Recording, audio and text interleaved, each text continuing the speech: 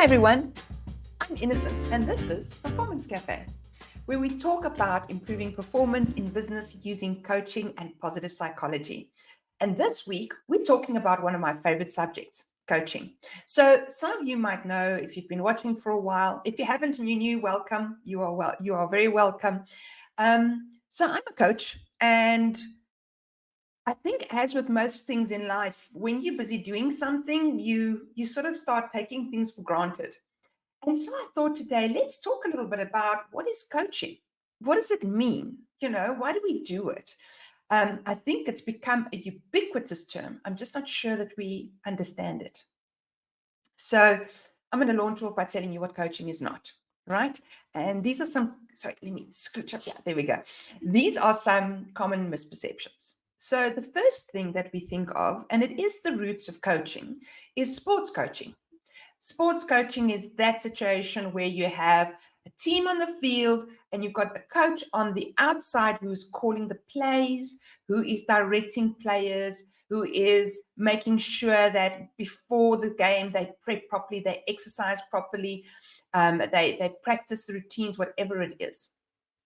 When we talk about coaching, it's actually a different kettle of fish, because what we do as coaches is not telling someone how to do, but helping them find their way. Now, I'm going to pause it there because I first want to talk about the other thing that it's not, and that is therapy. Now, it's a common misconception, right? You go into the office with someone or to a venue, whatever, it can be a coffee shop as well. And then you sit and you discuss problems, issues, concerns, challenges, goals, that kind of thing.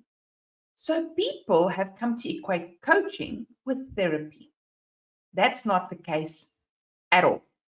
Two totally different things entirely. It's like cricket and rugby, right? It's nothing to do with each other. We share similar methods, we share similar methodologies, but our scope of practice is very different. And here's the biggest thing. Therapy is about looking backwards. Or should I go that way for you? Depends how you're watching this video. And coaching only goes forwards. What do I mean with that?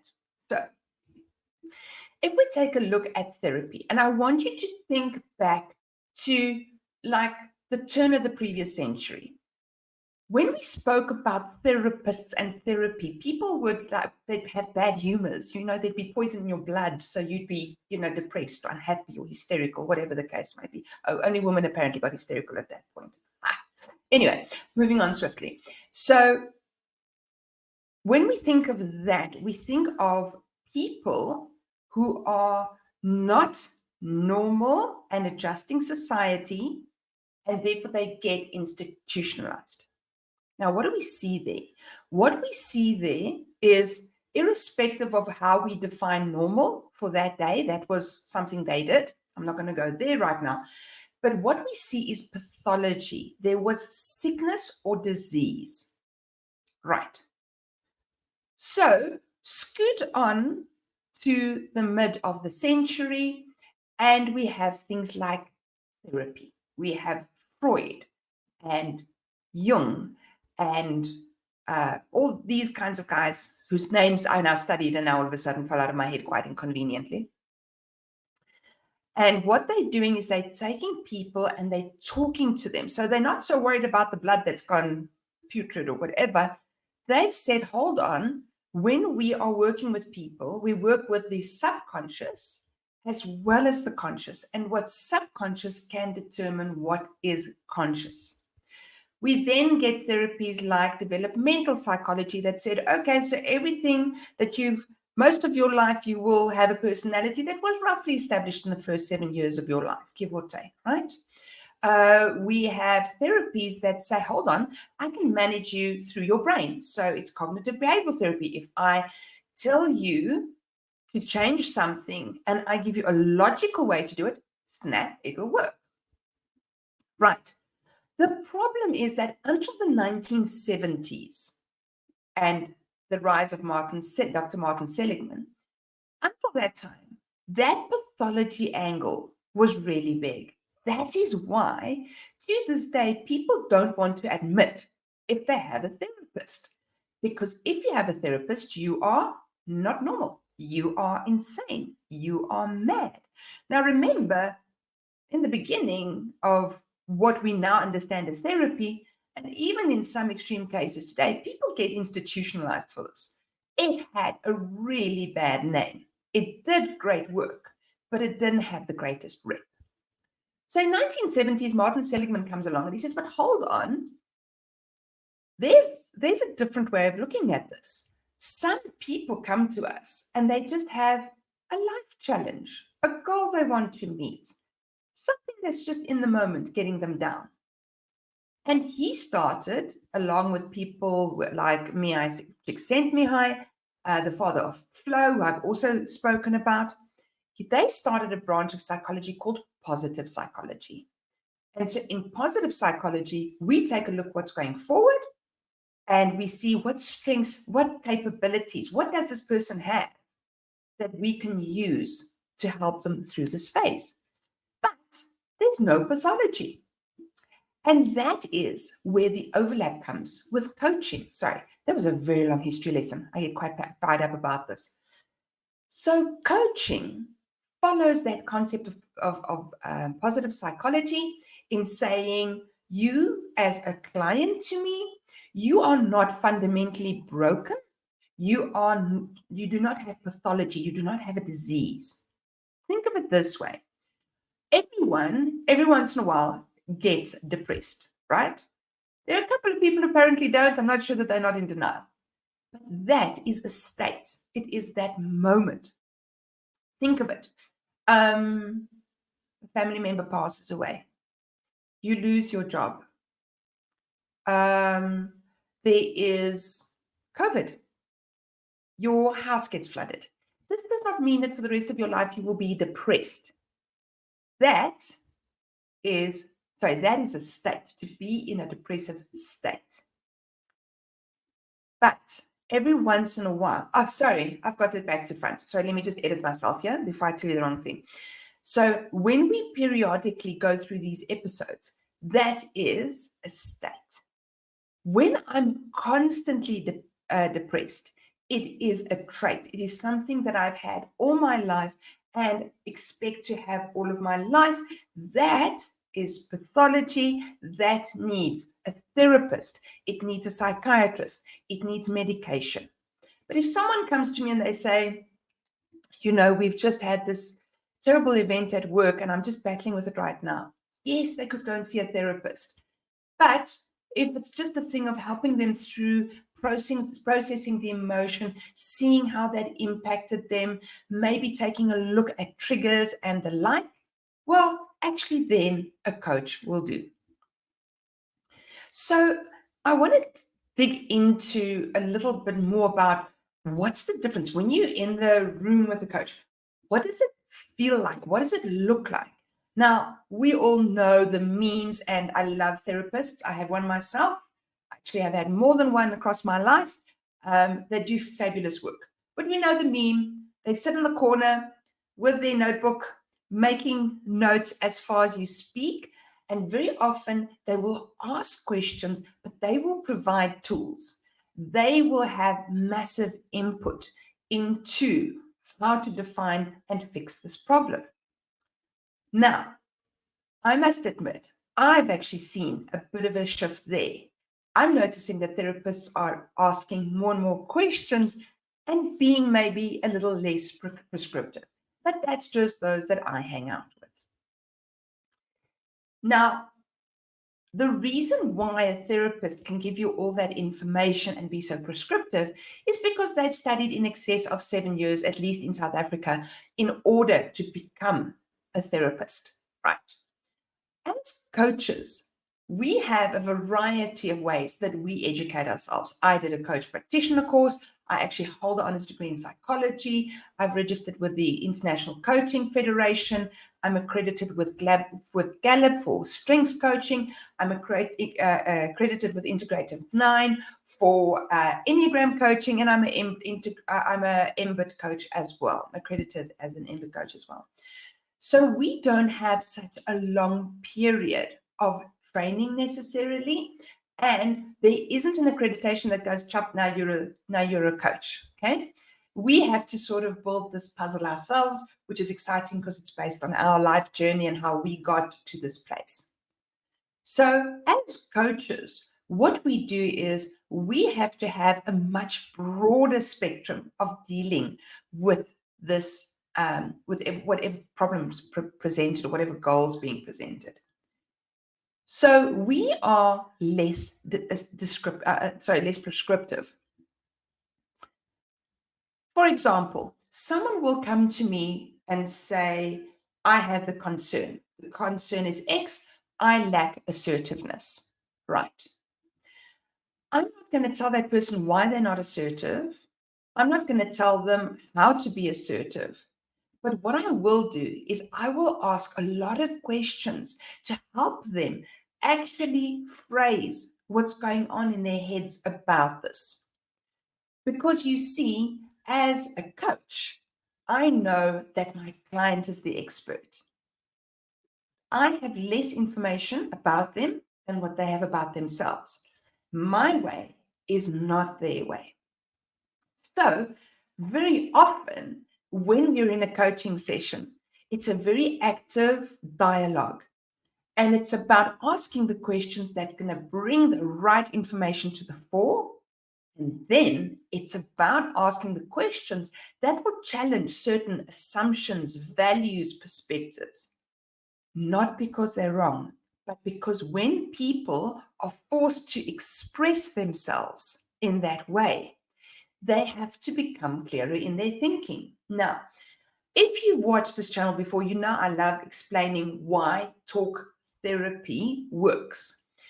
When we are feeling something, when we're thinking something, it's in the right-hand hemisphere, and it is abstract. So I'm like thinking all these things, and there's really no logical filter happening here. It's all being ground on my biases, my perceptions, my judgments, my concerns, the way I was raised, all that kind of stuff. The moment I have to speak it, I have to turn the abstract into the concrete. I've got to move it into words. And in choosing exactly the right words to describe it, I have to start a process of filtering. I have to think, oh, this person at the office just hates me. Well, do they really hate me? Do they dislike me maybe? Do they find me too talkative? Do they find me too disruptive? You see what's happened? It was pretty clear this side, but when I said it, there was a lot of ways to get more granular around what was actually going on. And in that granularity, we find our answers. Because how I deal with someone who I think hates me versus someone who thinks I'm disruptive, well, two totally different kettles of fish. The other really interesting thing is that we like to end coaching with homework. It's not tough homework, right? It's not pages and pages of writing. But we always ask clients, I'd like to know what you gained from this session and how are you going to implement it? And when you come and see me again in 2 weeks or whatever the cadence is, when you come and see me again, I'd like to hear from you. How did that work for you? Because you see what happens is when that succeeds, we know what skills we have to build on and what tools and what strengths. If it fails, well, I'm a failure. I'm a failure. Here we go again, right? Move it over to the left, make it words, find out. Am I a failure? Did I just not have enough time to try? Can I try it another way? What's the situation? So what's really great is that people call themselves accountability coaches, but actually most coaches build in a little bit of accountability into that process. And so we've got to take a look at why do we do this? What kind of stuff can we resolve with coaching? I think there's such a long list. So I'd like to boil it down to 3 things. Firstly, it benefits me. I find that our world is so fast paced that often we are so busy living that we're not reflecting on our living. Why did I get angry that day? Why did I buy this thing that I don't need? Why am I failing to sleep? What's my problem communicating with people? So it's a good way for you to go to a safe space so that someone can assist you. And I quickly want to expand on that safe space a little bit. When clients come to me, then I always explain to them that the process of coaching is as follows. The client is in a little boat on a river, and the client needs to sail down this river or row down this river in order to achieve their goal, whatever that might be, whether it's looking at themselves or actual goal they want to achieve. The client decides how fast they row.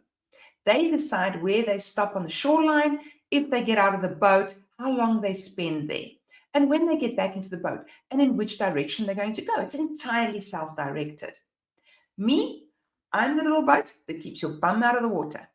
I create a safe space for you to reflect without having to have filters so that you can say what comes to mind, see what you're saying in order to know what is this thing, how does it function in your life, how does it trigger you, how does it work for you. So that's how it benefits an individual. It can also benefit us.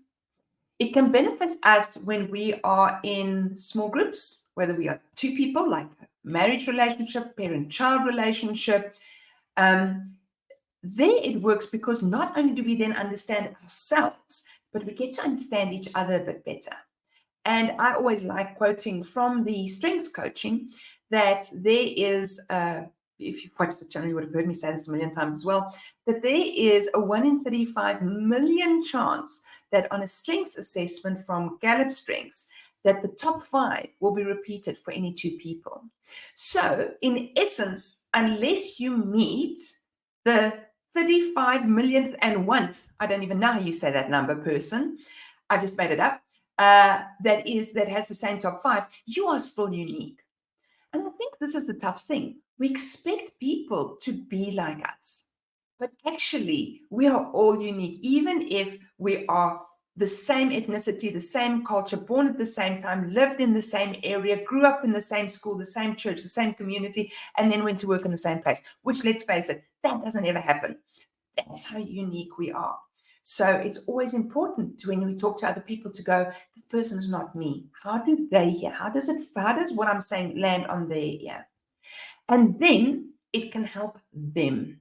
Now, the them is a really interesting one. It sounds, when I say that, it sounds a lot like, oh, I don't have to take responsibility. It's not me, it's them. Actually, all that I want to show here is that when there's a quote, and I can't remember by who it is, I really should look it up. It says, the unobserved life is not worth living. So if I'm not observing my life, if I'm not reflecting, if I don't understand me, then when I go into places and situations, I'm not self-aware enough to know what impact I'm having on other people. And if I don't impact other people positively, that means they don't lead, that they can then impact other people poorly. Think about it. If you have a bad boss, that upsets you, you go home, what's going to happen? You're going to just want to sit down for half an hour with a cup of tea and just need space. That might be the space that your child needs. That might be the time that a sickly parent needs. Therefore, when I say the they or the them, I'm not saying don't take responsibility. I'm actually saying we have to take responsibility for ourselves so that we don't have a negative impact on other people. So I'm really enjoying this. I'd like to talk about next week. I think we're going to talk about, firstly, do coaches actually judge? I had a very interesting experience where someone actually called me out in public while I was doing a talk, and he said, come on, I'm sure you guys all judge us. So let's talk about judging next week. And I think then maybe we'll talk over the next couple of weeks about a couple of case studies and how we've helped people, how I've helped people with concerns that they have, to give you an idea of what goes down in coaching. As always, it's been fabulous spending this time with you. If you've enjoyed the stream and are looking for more, we record these and upload them after the fact as videos on YouTube and Facebook. You can also get related articles on my website, performforward.com, and the live streams themselves get held on my LinkedIn, most Wednesdays. I say every weekend, every Wednesday, sometimes there's a hiccup at 9:30 SAST, that is GMT -2. And as always, if you have any questions or suggestions for topics, please do leave a comment on your platform of choice, and I'll get back to you as soon as possible. But that's for us for today. So I'll see you next week on the Performance Cafe.